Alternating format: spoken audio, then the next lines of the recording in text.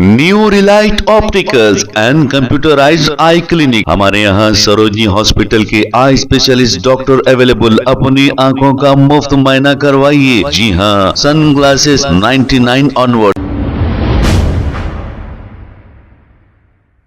अस्सलाम वालेकुम नाजरीन, 7H न्यूज सच को रखे आपके आगे। हाफिज बाबा नगर बालापुर रोड पर हाइड्रा की जानिब से मुनद्दिमी कार्रवाई की गई। ऐसा बताया जा रहा है कि ये गवर्नमेंट लैंड को कब्जा किया गया था, लेकिन बात ये समझ में नहीं आई। हाइड्रा कमिश्नर की तो इतनी हिम्मत नहीं होती कि पुराने शहर में आकर मुनद्दिमी कार्रवाई करें। क्या इसकी इत्तला हमारे फ्लोर लीडर अकबरुद्दीन अवैसी साहब को नहीं थी? अब ऐसा समझ में आ रहा है कि ये सब मिली भगत नजर आ रही है। अगर गैर कानूनी तौर पर गवर्नमेंट की जमीन को कब्जा करके ये बनाया गया है तो फिर ये कार्रवाई बराबर है या नहीं, तो फिर ये बात गलत है। आइए देखते हैं तफसीलात।